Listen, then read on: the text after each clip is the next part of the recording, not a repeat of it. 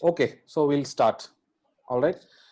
So just to quickly recap, we've been studying about Abraham, passages concerning Abraham from the book of Genesis, and we've covered chapters 12, 13, and 14, and today we will look at chapter 15.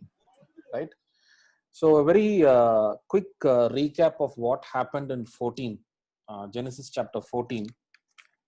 Um, there was a great war that took place. We see Abraham being victorious in that war, God giving a great victory for Abraham in that war. And then we see how the king of Sodom offers a great booty for Abraham, how Abraham refuses that offer because he wants all the credit to go only to God. He wanted all the glory to go only to God. All right. So we are at a place where Abraham has rescued Lot, his nephew, by defeating the kings who took him. And that is where we are at this point in time. So let's turn to Genesis chapter 15.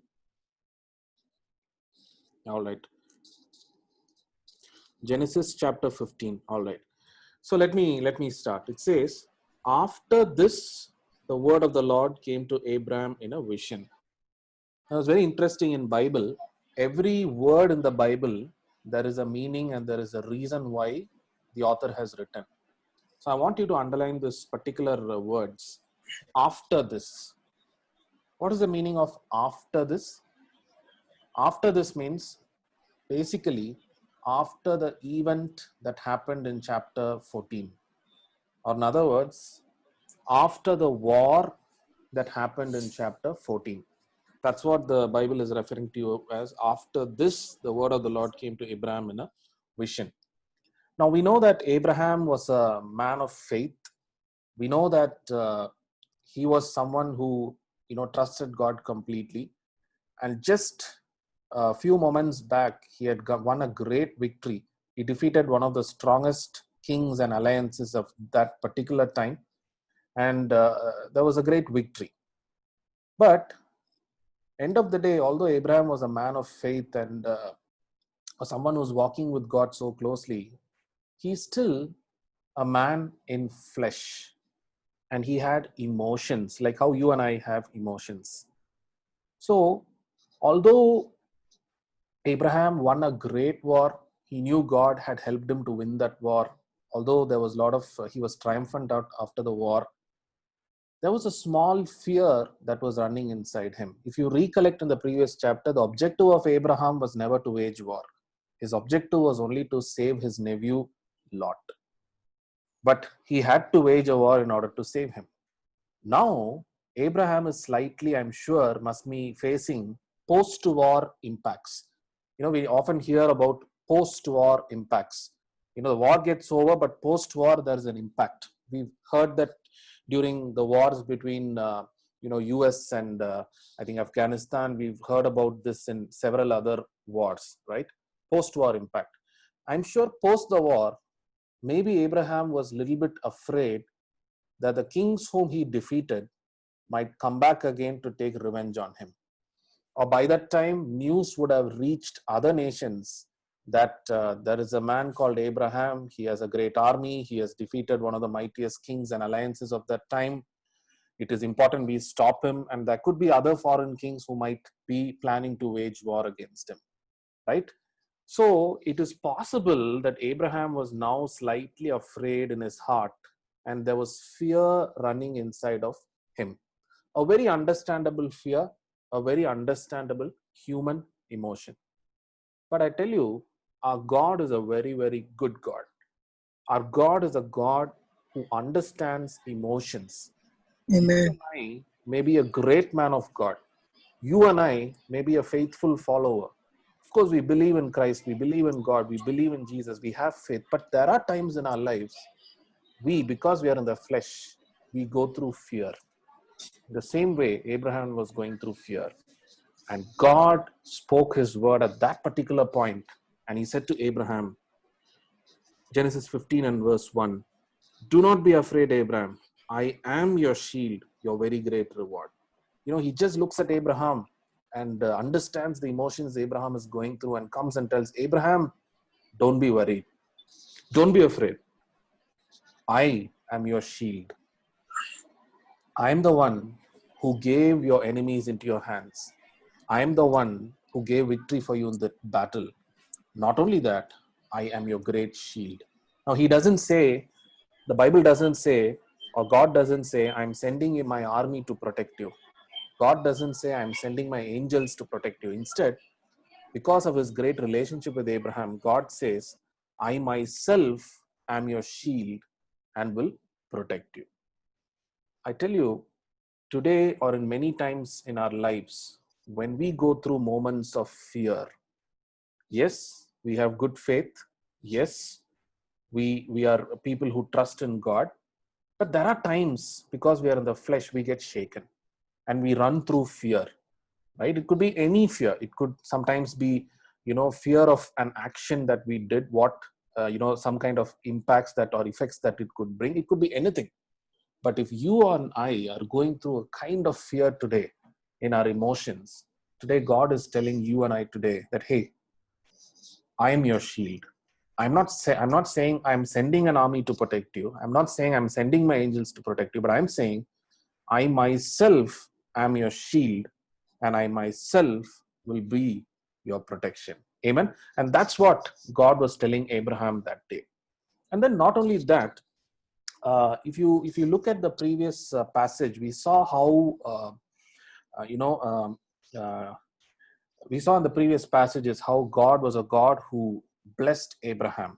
God was a God who kind of gave a lot of riches to Abraham. We saw in that previous passage. But here he says to Abraham in Genesis chapter 15, verse 1, he says, do not be afraid, Abraham. I am your shield, your very great reward. Now, God is telling Abraham, I have blessed you with great wealth, great riches. I've given you a great victory in the war. But all those are not the great reward. The greatest reward that I've given you is my relationship. So I want you to remember that in the life of Abraham, the greatest reward that he had was the kind of relationship that he enjoyed with God. And that's what God wants you and me today to enjoy. We may look at, sometimes God may raise you to great heights tomorrow. Don't put your focus on that and don't look at that and think those are your rewards. No, God himself is your reward and God himself will be your reward throughout your life. That's the kind of relationship that God wants to enjoy with us. Now, interestingly, this particular verse, I also looked from an amplified version in the Bible, Genesis chapter 15 and verse 1. There, the way it is written is slightly different. It says, do not be afraid, Abraham, I am your shield. Then it says, your reward for obedience shall be very great. Your reward for obedience shall be very great. Why is such a statement given? Your reward for obedience shall be very great. Just recollect the previous chapter that we read. When the king of Sodom offered the booty from the war to Abraham, what did Abraham say? Anybody? You're able to recollect? Naveen or Nicholas, Peter, anybody? When the king of Sodom offered that booty from the war, what did Abraham say? I have lifted my hand to the Lord God Most High, possessor of heaven and earth. Exactly. If you read that verse, it says in Genesis chapter 14 and verse 22, Abraham says, I have raised my hand to the Lord God Most High, creator of heaven and earth, and have taken an oath that I will accept nothing belonging to you. So Abraham took an oath with the Lord that, Lord, my job is only to go and save Lot. I will not take a single penny from the king of Sodom. He had made an oath with the Lord, and Abraham obeyed God. He obeyed and was obedient to the oath that he made with God. Although he was offered that booty, he didn't take that booty. God is referring to that obedience and telling Abraham, your reward for that particular obedience will be great. He was telling him, you refused a great booty, but I'll tell you, there is a greater reward coming from me because of your obedience. But look at the wonderful reply that Abraham gives. Look at the human emotions that run through. Genesis chapter 15 and verse 2. Anyone, can you read Genesis chapter 15 and verse 2? But Abraham said, Sovereign Lord, what can you give me, since I remain childless, and the one who will inherit my estate is Eliezer of Damascus? Correct. See, Abraham is telling God, God, are you telling me that you're going to give me? Of course, Lord, you have blessed me with great wealth. You have blessed me with great prosperity. And now, because of my obedience, you're saying that you will give me a very, very, very great reward. But Abraham is asking God, Lord, currently I am childless. I remain childless. Is there any reward that is greater than the reward of having my own son, my own flesh and blood? So, Lord, Amen. if I'm remaining childless today, what is it that you're referring to as the great reward? You know, it is basically somebody, God coming and telling for example, if, of course, all of you have children, but if you go to someone's a mother or a father who have been waiting for a kid for a long number of years, and if someone says, I have a great reward for you, what would their response be? They would say, there is no greater reward than the reward of having a child. I have not received that. That was the heart of Abraham at that particular point. He was telling God, Lord, you're talking about reward, but I don't have a child. How is it how is it that you're saying that you're going to reward me? And Abraham was also worried that all that is great estate that he owned at that point in time, that is only going to go to Eliezer, my servant, not to my own flesh and blood. But look at how God continues to pronounce the promise upon Abraham. Genesis chapter 15 and verse 4. Then the word of the Lord came to him. This man, that is the servant boy, this man will not be your heir, but a son coming from your own body will be your heir. Look at verse 5.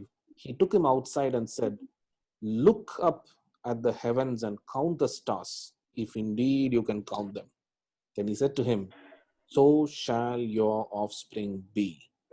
God was telling Abraham that, Abraham, you are worried that you don't have a son. You are worried that you don't have one child. But I am promising a generation to you. I am promising nations that are going to come out from you. Not only that, you look at verse 7. God says to Abraham, I am the Lord who brought you out of Ur of the Chaldeans to give you this land to take possession of it. That is the land of Canaan. God was telling Abraham, you are so worried who will possess your estate, but my promise is far greater. The generation that is going to come out of you is going to possess an entire nation. So if you look at the comparison of Abraham's worry versus God's promise for Abraham was far greater than the small worries that Abraham had. All Abraham was worried was he didn't have a single son. He didn't have a single kid. But whereas God's promise was far greater. Are you talking about the blessing of one child? Hey, I'm talking about a promise of a generation coming out from you.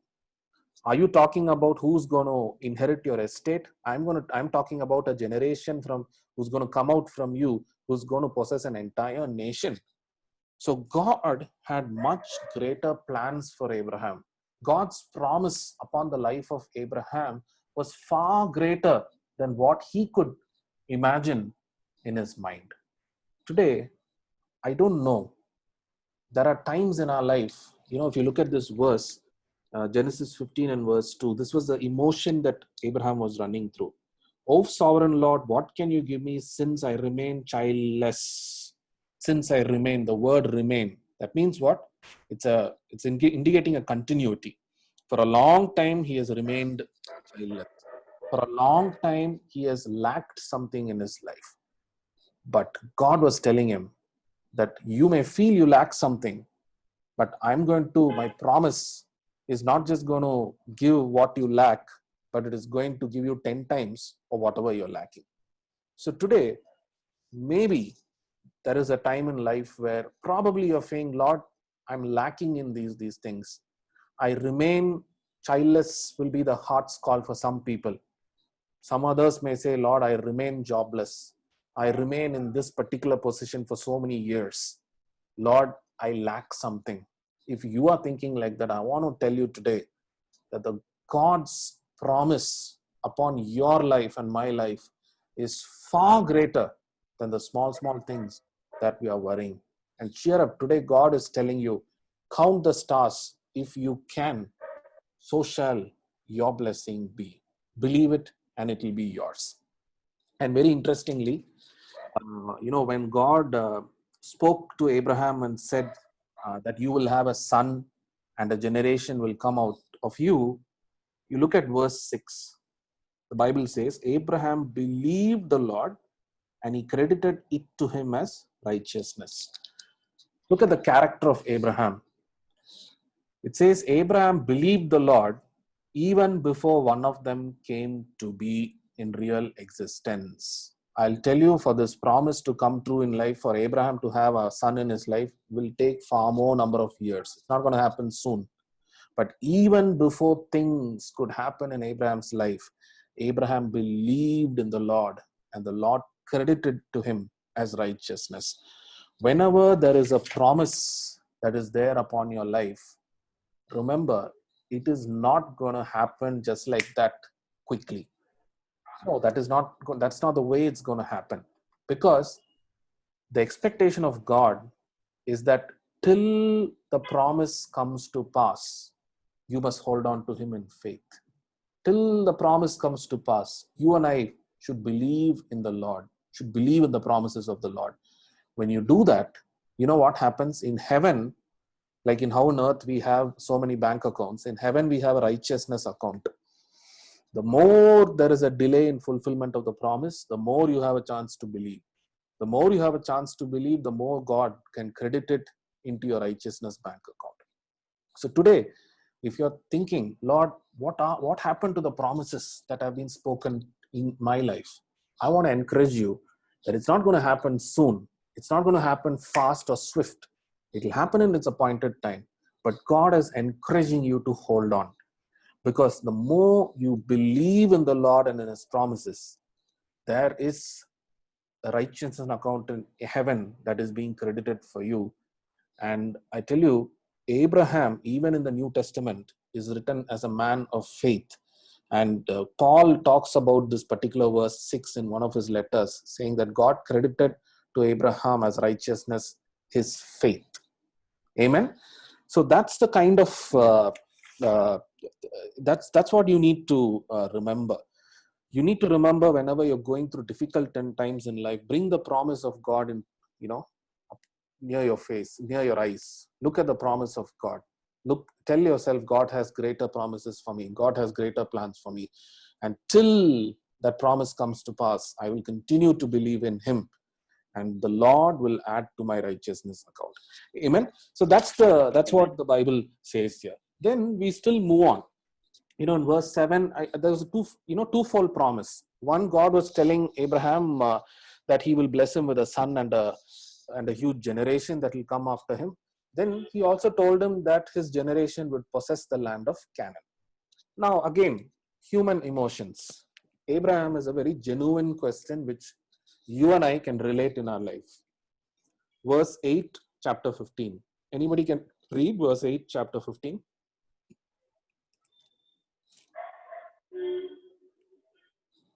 But he said, O Lord God, how am I to know that I shall possess it?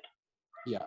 But Abraham said, O sovereign Lord, how can I know that I will gain possession of it? That is, how can I know that I will gain possession of the land of Canaan? Now, this statement is not contradicting verse 6, where the Bible says Abraham believed. Here's where you need to understand. Abraham believed in the Lord, and that was credited to him as righteousness. Here, he is not telling God, I am not believing in your promise, or I am not trusting in your promise. But he is telling God, you have told me that the land where I am currently living as an alien, my generation will possess it one day. How can I be certain of your promise? Try to connect this in your life. There are times where God speaks something over your life, speaks a promise over your life, either through the Bible or through people or directly into your spirit. But when life becomes a little difficult or when challenging situation comes, there is a small element of doubt inside of you. Did the Lord really say this? And you sometimes in your prayer, you go and ask God, did you really tell this on, is this promise really true upon my life? How can I be certain of it? Right? That was the kind of question Abraham had. He was thinking, Lord, yes, you've given me wonderful promises. You've told I'll possess the land of Canaan. But how can I be certain of it, Lord? I want to be sure of what you have told me. I want you to look at the character of God again. See, the character of God is that he answers genuine doubts. God doesn't rebuke us for our genuine emotions. Only when we have an opportunity to have faith in God and we refuse to do that, God gets angry or God gets upset. But otherwise, our God is a God who understands human emotions. And he is someone who understands the genuine doubts that arise in our heart. You know what God does when Abraham has such a doubt? Let's go to verse 12. The Bible says Abraham fell into a deep sleep, and then the Bible says a thick and dreadful darkness came over him. Then the Lord said to him. That means, in this case, the Lord's presence came very tangibly upon Abraham when he was asleep.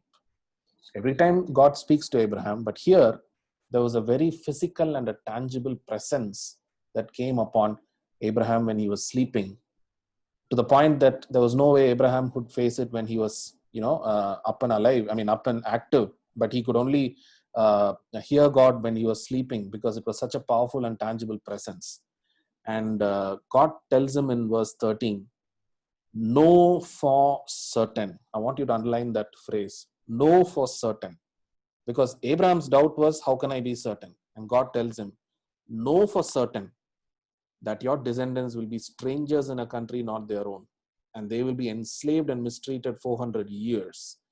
But I will punish the nation they serve as slaves, and afterward they will come out with great possessions.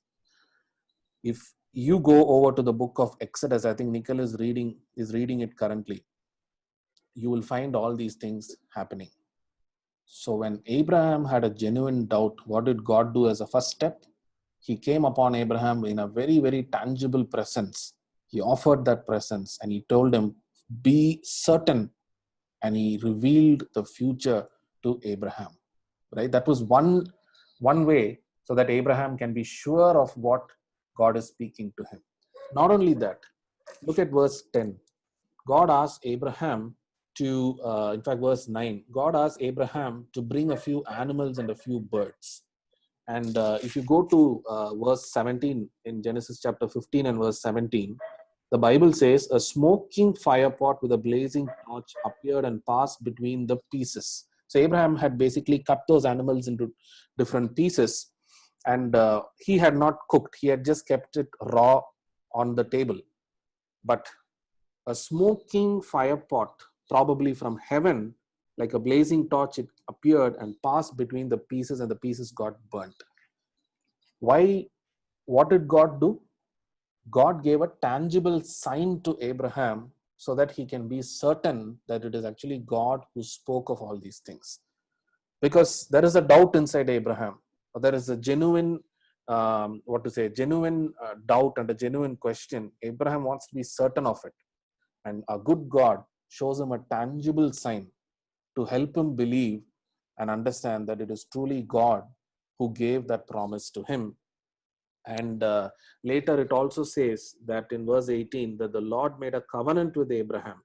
That is, he not only said his promise verbally, but he made a covenant with him. Covenant means almost like an agreement that this promise will certainly come to pass. Now, why am I going through all this? When we have genuine doubts rising in our hearts, like for example, I'm sure Naveen, Nicholas, maybe even Peter, you will have certain genuine doubts in your mind, certain questions that you have about God. God is not going to find fault with you.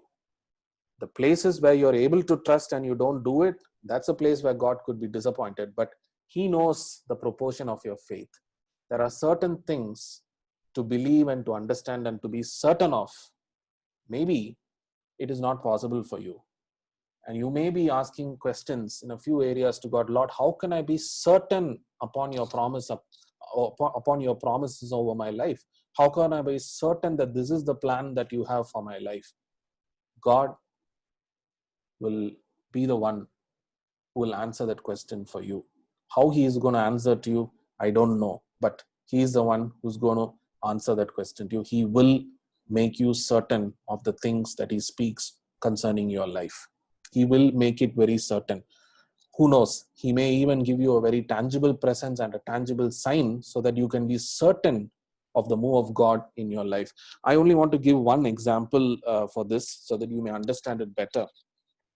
When I was first filled with the Holy Spirit and I manifested the gift of tongues, at that point in time, I was living in a church setup where this gift was not largely used. And so when I spoke in strange languages, I did not know what it was. And therefore, I had a question to God. Lord, it looks like this is the gift of tongues, but how can I be certain? How can I know for sure that this is a gift of tongues? God did not tell me, oh, ye of unbelief or ye of little faith. He didn't say all that to me. But I remember the year 2016, multiple times God's presence came in a very, very tangible way to me to help me understand that this gift was real, this experience was real. So that is why this passage becomes very wonderful to me. There are times we have genuine doubts and we want to be certain over what God is speaking over our lives.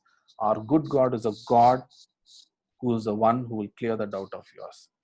He is the one who is going to tangibly help you with signs and wonders and His presence to enable you to be certain about the things that He has spoken over your life. Amen. So those are the things Amen. which I wanted to share. Just to summarize very quickly,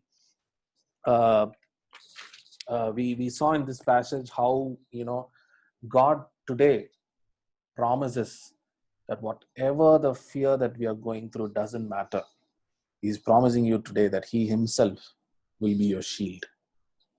And not only that, He is telling you that He Himself will be a great reward wherever you go. And God is also probably telling us today that you might be worried that you're lacking something.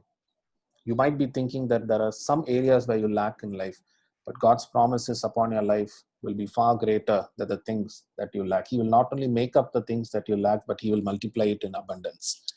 And I believe that for all the genuine questions that you have in your life, for places where you want to be certain of the promise that God has spoken upon your life, you want to be certain about certain aspects of your relationship with God, God will confirm it in a very, very, very tangible way.